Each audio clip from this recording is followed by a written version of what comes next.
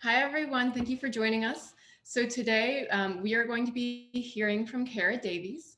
She is on the HR analytics team at LG&E, and she's been there for about a year. And before that, she was working at Humana in analytics. And before that, she has a really interesting background. She got her Bachelor in Arts from U of L in political science, French, and was there something else? That's it. French Political and science and French. So we're multilingual here. And then she also has a master's in international relations and sociology, and also a master's in statistics, which I think was recent, maybe 5 years ago. That's not really that recent, but congratulations.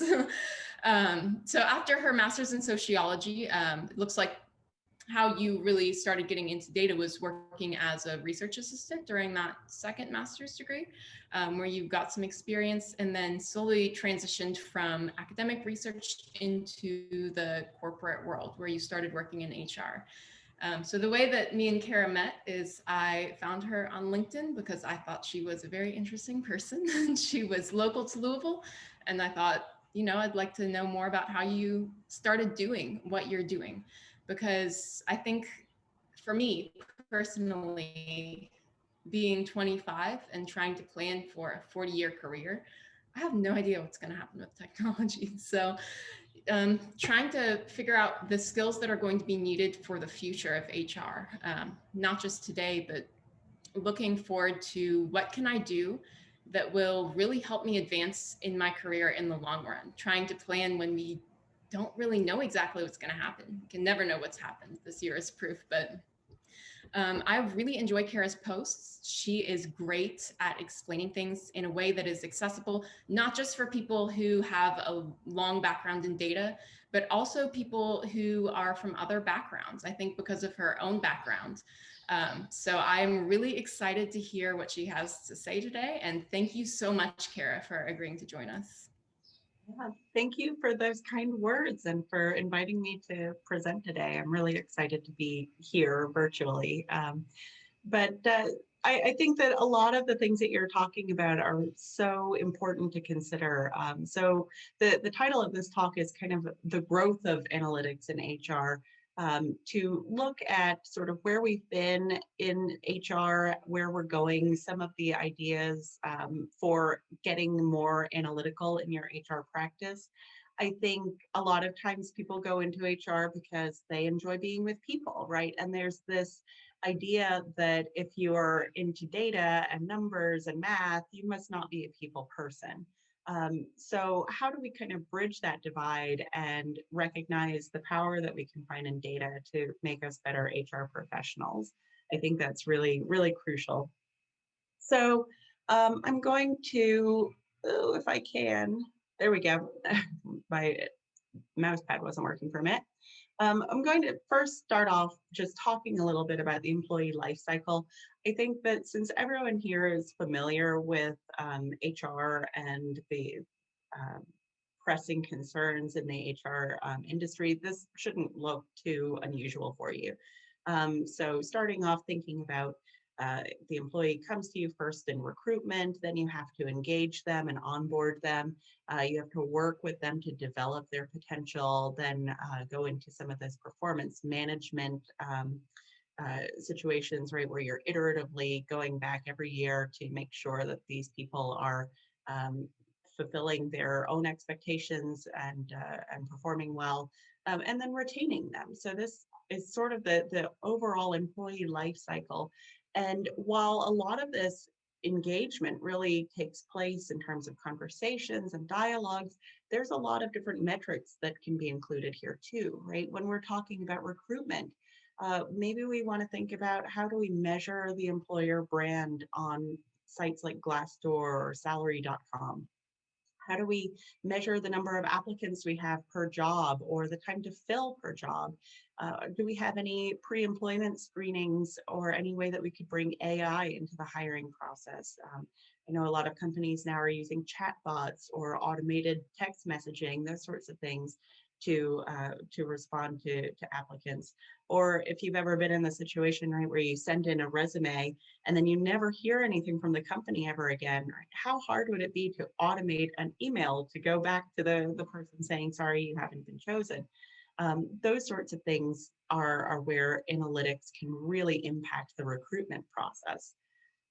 The engagement process as well can really benefit from that analytical lens. We can think about onboarding, measuring the time to productivity, right? We're talking about the time that it takes us to fill a new position. That's usually pretty straightforward, where we can say we posted the job on Monday, and then a week later we hired the person. Who knows how long it might take. But what about from the day that they start to the day that they become productive, actually, able to perform all of the functions of their job? How do we measure that time to productivity?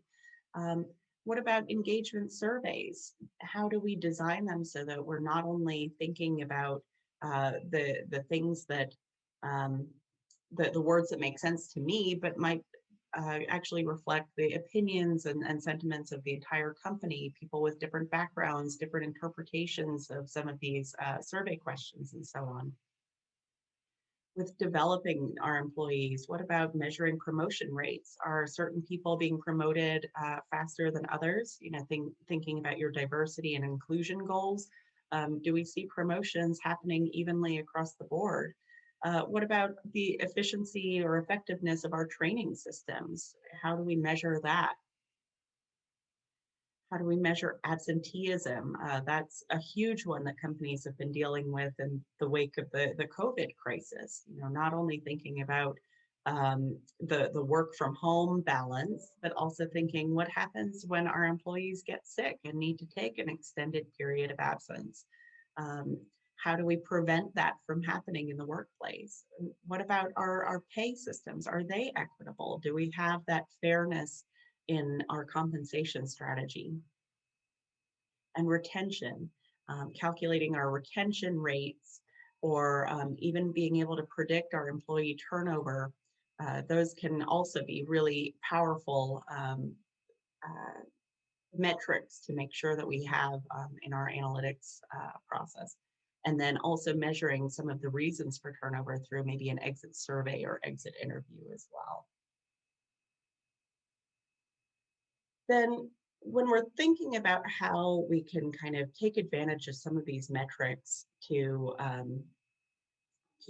create a more robust HR system, right? We might think about this idea of the hierarchy of analytics. So you might have seen a visual like this before, but we can kind of think about a lot of the analytical process as going from an area where we might have a lot of information and measuring that in descriptive ways to being able to actually act on it and take some action using that prescriptive analytics and optimizing our strategies. So you can also think of this a little bit like hindsight, where we're reflecting on the year to date or the past year, whatever period you might be interested in, but taking those insights and acting on them now in the present is really going to be key. And once you've been able to do that, then you can start to have some foresight where you're predicting and making those kind of inferences about what's going to happen in the future as well.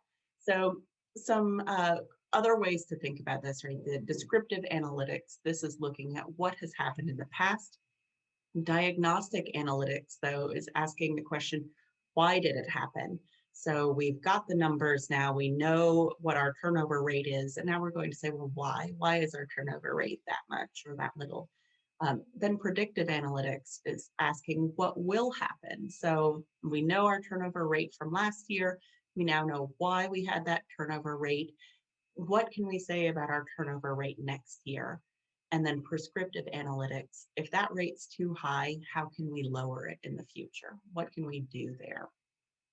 So some examples in the HR space for descriptive analytics, that might be things like your employee headcount or demographics, things like staffing sources or volumes of candidate flows, or just counting your overall turnovers or retirements in a given year. But then you can go on to your diagnostic analytics and you can think about things like Statistical testing for discrimination. Is there any actual statistical evidence that discrimination is happening? Um, Visualizing some of your data, maybe your best staffing source. You could imagine having a nice bar chart that shows, well, we get really great candidates from career fairs, but we don't get such great applicants when we just post something on Indeed.com or something like that. And then looking into root cause analysis for turnover, for instance, that can be another really great way to take those descriptives that you've already established and then move into that diagnostic space. For predictive analytics, we can think about things like predicting the success of our new hires. There's a lot of AI tools out there, things like personality tests and so on, that can kind of say, is this person going to be a good fit for your organization or for the role that they're in? And so some of those tools might fall into this predicting new hire success bucket. Or estimating your workforce planning needs. This is another huge one. If you have a population and you know that you're going to have some retirements coming up, then how do we think about the way that we backfill these people? Or if we know that our industry is changing, I mean, working in the gas and electric industry, right? We're moving from being heavily reliant on coal to starting to see some of these green energy sources. Our solar fields are taking off, right? So our workforce planning needs are going to be changing too. And how do we think about that and plan for it and estimate it predictively? And then predicting employee turnover is a huge project that a lot of companies are really invested in, because once you've spent all of the time and energy attracting good candidates, training them to do their job, you don't want to see them leave. So how can we predict who's at risk of leaving and be able to stop them before that happens? And that part kind of moves into that prescriptive analytics then. So we're optimizing our workforce planning. We've got some performance management tools that we have now automated, and we're intervening on the turnover predictions that we've seen and taking the time to maybe train our workforce more or take some sort of action there. So this general hierarchy of analytics, again, can apply to any industry, any career field, but we can really see even within HR, having that strong foundation of that descriptive reporting where you're able to say, well, I know exactly how many people left the company last year, or I know exactly how many new hires we got from our career fairs. That serves as a foundation to then move you on to being able to do some of those diagnostics and predictive things as well.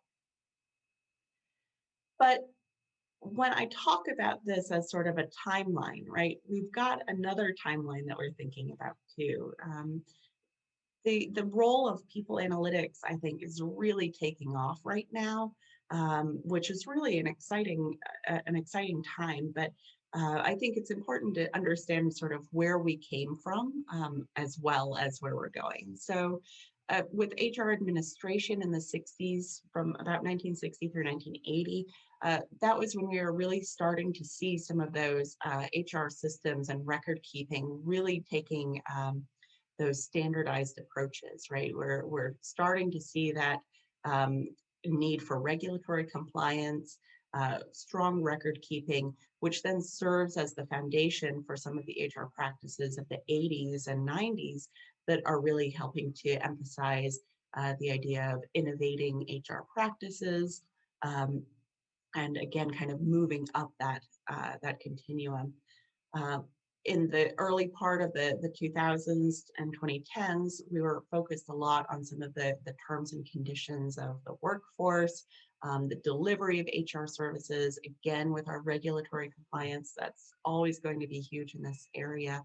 And then looking ahead, we're really starting to see a lot more of that idea of HR from the outside in, where we're using these HR practices to also respond to some of the external insights and some of the external factors around the world. Case in point, of course, the COVID pandemic.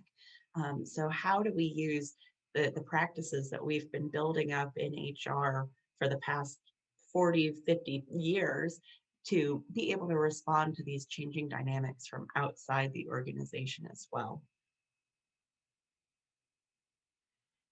So I found these survey results too that I thought were really interesting.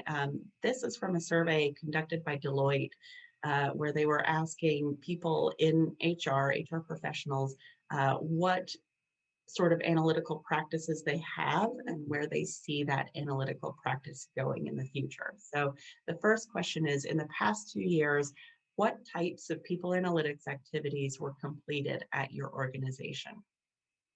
So almost everybody now does at least basic reporting at their organization. So that's tallying up the total number of people who've applied, looking at the total number of your workforce, and having some kind of standardized, printable report that goes out on a regular basis.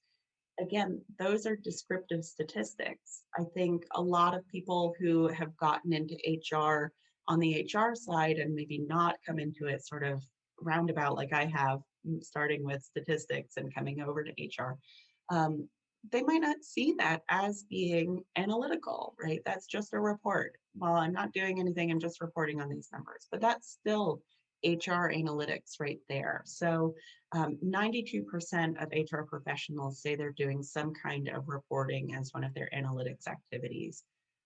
Benchmarking is another huge one. 77% of people say they're doing some benchmarking. And this is really looking at how is my company doing in comparison to other companies outside of in my industry, in my town, wherever, whoever the reasonable other group might be. Forecasting is another huge one, but you can see now only 60% of HR professionals say that their teams are actually making those forecasts and predictions about what's going to happen going forward. So thinking about forecasting the trends that you've seen now, well, if our 2020 turnover trends continue through 2030, what's our workforce going to look like? Those sorts of forecasting methodologies, only 60% of HR professionals say that their companies are doing that. Simulations and predictive modeling, only 22 and 19% of HR professionals say that they are doing that in their people analytics activities. So again, with simulations, that's looking into things like what would our workforce look like if we opened a new location? How would we support that? Or predictive modeling again, what is an individual's likely performance score going to be if they have these sorts of background characteristics? You know, a new hire who's hired from the University of Louisville compared to someone who's hired from who knows where, right? So looking into those sorts of simulations and predictions is still a really new field for people analytics, with only roughly 20% or a fifth of organizations saying that they're doing that. Then the other question here says, in the past 2 years, what has been the focus of the people analytics projects at your organization? So workforce planning, almost 75% of people say that that is the focus of workforce planning. And you'll notice these numbers don't add up to 100 because most people are selecting multiple options here. So workforce planning is a huge one. Compensation and benefits right behind that though. So I think that also makes a lot of sense for people, because when you think about compensation, right, the numbers are kind of built in there already. So a lot of the role on the comp team is already very, very heavily quantitative, and so a lot more analytics can go on in there.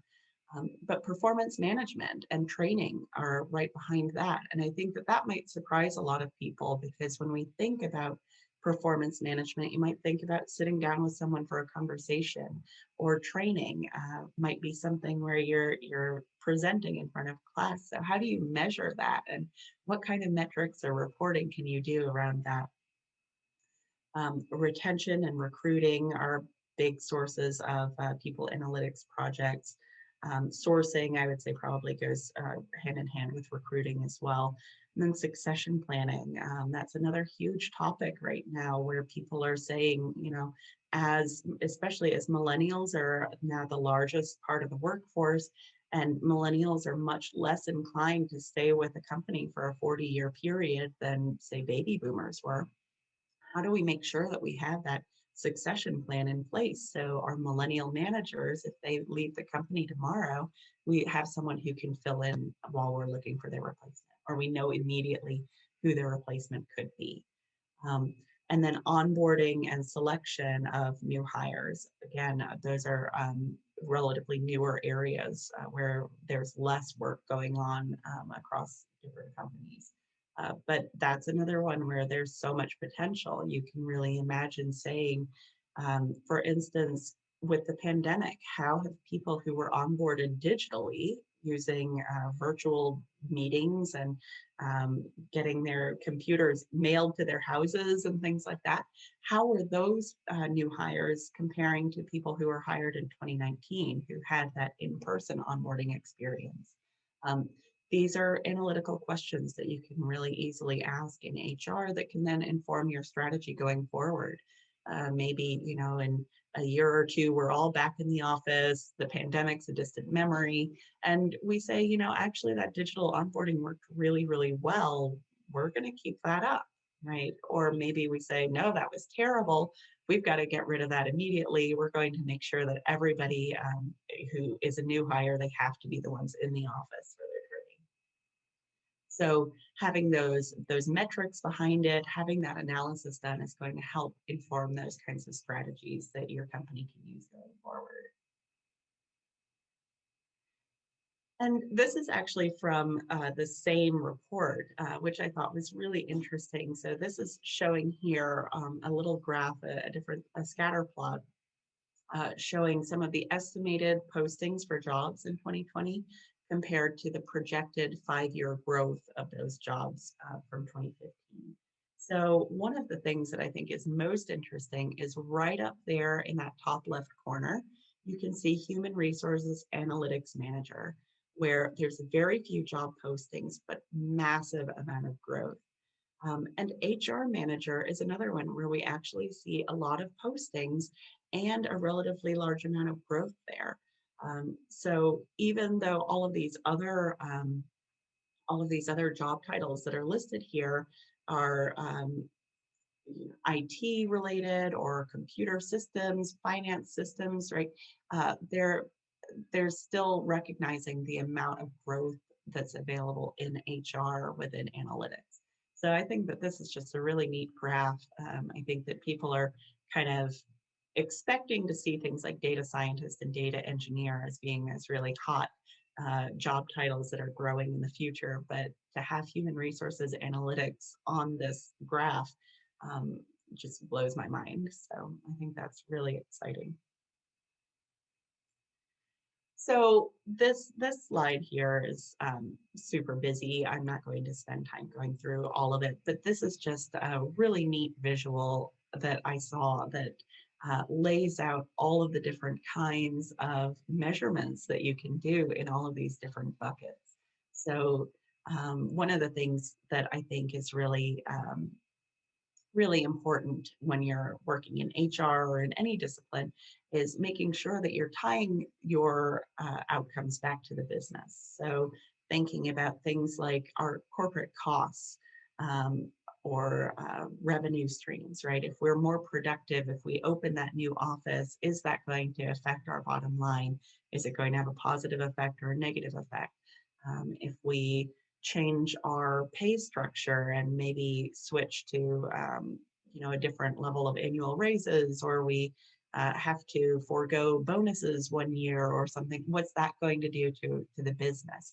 These are all questions that HR analytics can do that will tie back to the core business metrics, which can be really helpful too if your organization is maybe not sure that there's any benefit in HR metrics.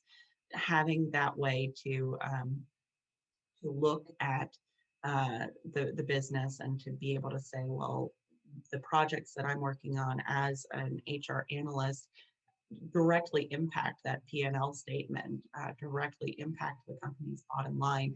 That's going to be huge if you are facing that kind of pushback. But again, just showing some different ways that you can measure things like retention with workforce surveys or engagement scores, things like that. Um, there's just so many different projects and things out there that go way beyond just counting, well, how many employees do we have today and what's their demographic breakdown and those sorts of things. So another thing that I think is really important too is being able to understand those HR business problems. Um, Again, I came into HR from the statistics side. I was an analyst before I was an HR analyst. So to be able to think about how our analytics roles can affect HR and drive the HR function forward is also critical. So thinking about improving efficiency in our HR processes, if you can say, hey, our digital onboarding is going great, or our virtual events are fantastic, well, then you can be more efficient. You can do digital events from the comfort of your own home versus getting in a car, driving out somewhere, spending those hours. You can have a much more compact schedule. I know some companies even do pre-recorded webinars where the effort then is almost none, right? You just go in, you give your presentation, and you just hit repeat over and over anytime you want to get more interest in your company. So those sorts of things can make your HR functions more efficient. But you, again, would need to be able to test that and make sure that, hey, our digital presence is just as good as our in-person presence was. You wouldn't want to try this new strategy and then bomb and not have any good candidates, because that's going to also affect your company's bottom line. Um, Improving effectiveness, right? If we can increase employee engagement, if we can be more effective in how we engage our employees, that's going to be great. I think we've all been involved in this experiment recently where we're um, going home and working from home, and even with some people, having their children at home and doing homeschooling while they're also working, and trying to see, do our employees stay as engaged as they were when they were in the office? And I think a lot of people are really surprised that the answer has been yes. So in a perfect world, right, you wouldn't have had this sort of forced experiment on us, but we would have some kind of way to work with that and make sure that our engagement and performance activities are being effective, and really measuring that so that we can know, do we keep doing what we're doing? Do we try something new? And having those sorts of A/B testing wherever possible so you can really nail it down. That's, again, going to be huge from an analytics standpoint. So again, to be able to understand that business problem and work with that effectiveness using your analysis is great. And then the last one is impact. How do we impact these organizational objectives, like our profit or market share? If we have really great employees that are highly engaged, they are onboarded quickly, and their time to productivity is really low, right? You can imagine what that will do for the organization, what that does for your business. Um, Things like fairness too. You want to make sure that your corporation has a strong image to the public. And so you should be testing for things like discrimination and adverse impact. These are things that, again, from the HR perspective, that's, that you need to do that, but then how do we put the numbers behind it to have the support for making those kinds of claims, publicly or for the government? So with all of that said, then what does success in HR analytics look like? So ideally, the HR analytics function is going to allow those evidence-based decisions to be made. A lot of times I think people say, well, hey, I've been working in this role for 10 years. I know what I'm talking about, but things are constantly changing. The workforce of today isn't the same as the workforce of 10 years ago. And so how do we apply analytics to have the evidence to make those real determinations and make those real changes? We also want to reduce human bias and subjectivity as much as possible, right? We know about implicit bias. We know that even if you're trying to recruit top candidates, regardless of race or gender or anything else, there's still that implicit bias behind there. So how can we use analytics or AI to remove some of that from the hiring process or from the pay and compensation process and so on, the promotion process, right? How do we eliminate all of that subjectivity from a domain that is fairly subjective and fairly relationship based? How do we give our company a competitive edge with the data that we have? How do we use our people data to drive our business forward? How do we measure the returns on investments in our human capital? A lot of companies now are offering tuition credits or offering to pay for their employees' education or pay their student loans, things like that. That's one tangible way that we're investing in our people. But how do we measure the kind of return that we're getting? Are people more productive after they've gone through this training program that the company's paid for? We would hope so, but how do you measure that really? How do we anticipate the future trends in the workforce? I think at the end of 2019, nobody would have said that there's going to be a global pandemic and we're all going to be working from home in 2020. But other trends, we do see. We know that the baby boomer generation is retiring and they're going to be replaced by millennials as the largest generation in the workforce. They're already replaced as the largest generation in the workforce. So what's the rise of millennials in the workforce going to do for corporate culture? I mean, we hear all of these things about how millennials value flexibility and community and all of these qualities. How will that change the workforce, and how can we adapt to those trends now instead of reacting to them later? And then how do we influence the overall direction of the organization, making sure that our HR perspective is heard, even in finance or even in IT, right? Having those numbers to back up the things that you're saying are going to uh, help you drive that influential um, organizational change. So that's really the last main slide that I have. I want to leave you though with one more thing to think about.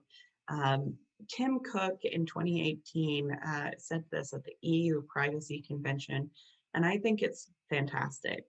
So the statement he made is that platforms and algorithms that promise to improve our lives can actually magnify our worst human tendencies. So taken to its extreme, the process creates an enduring digital profile and lets companies know you better than you may know yourself. Your profile is then run through algorithms that serve up increasingly extreme content, pounding our harmless preferences into hardened convictions. So when Tim Cook was talking about this, he was really talking about social media, but I think this is something that's still really important to think about when we're talking about HR analytics. And I like to think of this as sort of a caveat or a word of warning to anyone interested in HR analytics. At the end of the day, the numbers that we're looking at represent real people. So we don't want to get to a point where, that email that I was saying, oh, you should be able to get an email back if you submit a job application and don't get an interview. Why isn't there an automated email? Having that email come back a week later is going to have a much different impact than if you get that automated email within minutes of sending in your application. Right? If your application goes in and you immediately get that rejection notice, you're going to be a lot more upset than if you have that sense that, hey, maybe someone actually looked at this before they sent me the rejection notice. Or if we're talking about employee turnover and you found that one of your employees is at high risk of leaving, so now you're going to go up to them and say, hey, I heard you were going to leave. Why are you going to do that? You just can't let the analytics impact the human in that way. There's also a lot of stories about some of these AI hiring tools where they're selling themselves as being a way to fix some of that implicit bias in hiring, but actually they have that bias deep coded into them. I know one study I saw recently was looking at um, those the browser extensions that allow students to um, sort of be monitored while they're doing exams online. Those programs have really taken off in 2020 as more and more students are working from home. And so they've done a study where they find that actually those programs are a lot more likely to flag suspicious behavior in minorities than in white students. And I think that that sort of thing we see all the time in analytics where that's not the intent of the program, but the bias was built into the system and they're addressing it. And now there's some issues that are raised. Obviously, in your corporate situation, that would be terrible. You could face lawsuits. There's all kinds of negative repercussions from something like that. So you really need to make sure that when you're going out and creating some kind of new AI or performing some new analytics, that you really focus on that human element. You're always testing for bias and you're always making sure that you're doing your best to avoid um, transforming these useful tools into things that magnify our worst human tendencies. So on that note, I am going to stop talking for a minute and I'm going to also, I think, stop sharing my screen and I'd love to take some questions. Yeah, thank you so much, Kara. I really appreciate how thorough that was. It's honestly just an awesome introduction. I think I have gone through, well, when I started looking into HR analytics, I was piecing it together from the HR world and the analytics world until I found the center, and then I kept getting closer and closer to the center. But that's absolutely the most comprehensive presentation I've ever seen on it. Well, good. With the added benefit that you weren't discuss anything, which is also hard to come by. So yeah, if anyone wants to turn their microphone and ask a question, you're welcome to, and I'll look at the chat as well. If anyone has a question you want to put in the chat, I'll go ahead and ask those to you so you don't have to be watching two things at once. Gary, you brought up a good point towards the end. I think that we all get wrapped around the numbers. Well, the numbers don't lie. The numbers don't lie. But we have to think about who put these numbers there, who's presenting these numbers, and there is a little bit of bias. So I think that's a great point. I brought that issue up in a previous class, and I got shut down real quick. Like you have to think about who's programming that. So I'm like, yeah, good point. Yeah, no, that's what do you think are the absolutely true. biggest challenges? What do you think are the biggest challenges with organizations where they have to take so much information and cipher through it to find out what's really important? Because I think you could just be so mundane with so much information. It's just, I think there's plenty of places to start, but you just don't see an end to it.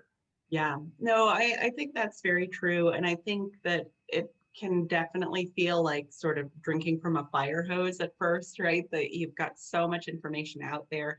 And that's honestly one of the strengths of HR analytics, that we do have so much information about the people. We know them personally in some cases, right? And we can talk to them and follow up. What if they leave a weird comment on a survey? You could actually meet them and say, well, tell me, what do you mean by this? Or, things like that. So it's a benefit to have that much data readily available. I think one of the really key things, though, that I've found is being able to partner with people in HR to hear from them. What are their pain points?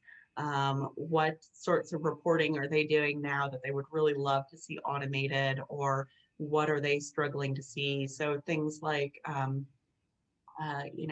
have to put this report out every month, but before I can do that, I have to go into these 5 different systems and download Excel files and put them in pivot tables and use VLOOKUPs and those sorts of things. I think can really get overwhelming for people. It takes up a needless amount of their time, and analytics can just get right in there and create something that is reproducible month after month. So I think it's really important to have that strong partnership and that collaborative perspective on things.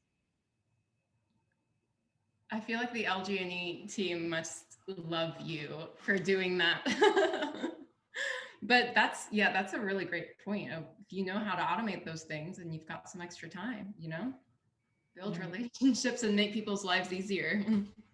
Yeah. Yeah, and I think it's really great too. I mean, talking about some of those more advanced analytics as well to say, if turnover isn't a big issue in your organization, then don't do a predictive turnover model, right?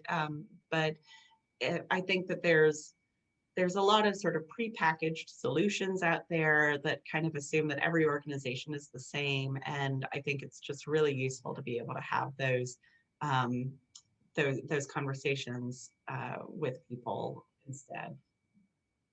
So we have a question in the chat. Um, Interesting point about sending emails to job applicants. Do you think that analytics will ever be used to give feedback to applicants as to why they have not been selected to move forward in an application process? Yeah, I do think that that's one of those things that's really personal. And much as I love to say that, analytics can do it all, I think that there is still a real need for that human touch. So I think that maybe there could be something where, it says like, well, we noticed that you only have 2 years of experience and the average successful candidate has 5 or something like that I could see. But I think that I would be hesitant to make it that impersonal. And I think a lot of people, really don't like seeing, oh, well, we're sticking by this really narrowly defined requirement that you have to have 5 years of experience. They might say, but I've got 2 and I'm really great or whatever. And having AI as your hiring tool is just not going to get at that personal aspect of it as much. So yeah, I think that there's still a lot of balancing between being too analytical and being too relationship based. So I've actually got a question for you. There are a lot of vendors out there who offer software. Like you said, it's prepackaged often for specific needs that may not fit every company, but they will sell software that has analytics rolled in. So what do you think the value of knowing how to do things by scratch or building your own HR dashboard in Scratch in Power BI? What do you think the value of that is versus using these tools that are already prepackaged in available software? That's a really great question. And I think I'm still trying to wrap my head around it. So my gut instinct is to say you should do it yourself because you know the company better. It's more fun. But I think that a lot of our HR systems are sort of used universally, right? We're all working with Workday or we all use PeopleSoft. And so there's not as much uh, there's not as much of a difference, I think, from company to company as there might be maybe in a different discipline. So I think that for smaller companies or companies that are just starting out with analytics, it's probably useful to have something that's ready to go and you can just immediately start generating these reports and start to take some action on it. I do think though one thing that I feel really strongly about is data literacy. I think that there's a lot of people who sort of see numbers and just freeze up and say, okay, I can't do this. And I think that as we move into a future where people are introduced to data, starting in grade school, where they're starting to, my 4-year-old in preschool will do like class voting surveys and they're building bar graphs where they've all said 3 people like cats more than the 4 people who like dogs or whatever it is. So I think as that Cool. just sort of takes right, I love seeing that. But as that trend continues, I think that it's going to be really important then to have people in HR who are able to use those prepackaged tools to understand them, maybe more so than building them. I think that understanding is going to be a huge factor going forward. And hopefully we are getting there, if not in this generation, maybe in the next one. Anybody else have any questions?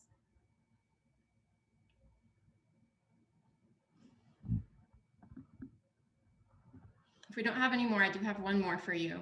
I really appreciate that you included the end slide about just being aware of the potential for algorithmic bias, as well as any bias that might exist in a traditional HR process.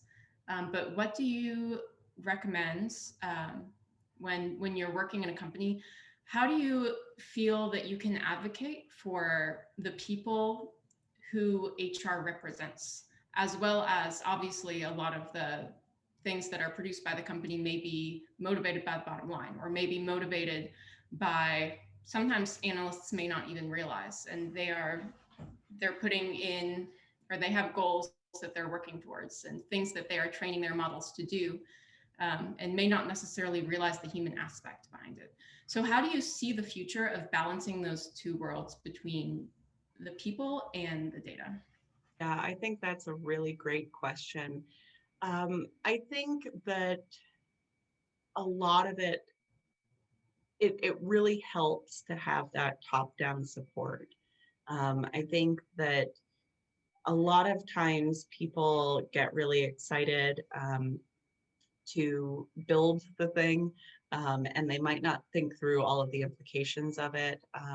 So I do think that it's important to keep that in mind as you're going through your analytics process. But I think it's also really important for senior leadership in HR to have that in the forefront of their mind, to say, you know, we are committed to increasing diversity. So if we see that this, maybe the digital onboarding that I was talking about is effective, but it's actually not very effective towards some of our most vulnerable populations who maybe have less stable home internet connections, or maybe have, you know, whatever else it might be. I think it needs to be up to those senior leaders to hear that answer, see the numbers to support it, and then take action. So I sort of see my role as providing the information. I certainly want to advocate for anything that I see, but those conversations go a lot smoother when I know that I have the support of my senior leadership as well. So that's, I think that in that case, it does have to be a top-down commitment for sure. Awesome. Well, thank you so much, Kara. That was so great. I know I'm still on recording, but I'll stop being professional. I'm so excited about this. This was just awesome. And I appreciate you coming on to do this for our student chapter. If anybody wants to follow Kara, I found her on LinkedIn. I don't know if you have a presence somewhere else, but she's very active on LinkedIn, and she constantly posts materials and other opportunities for learning.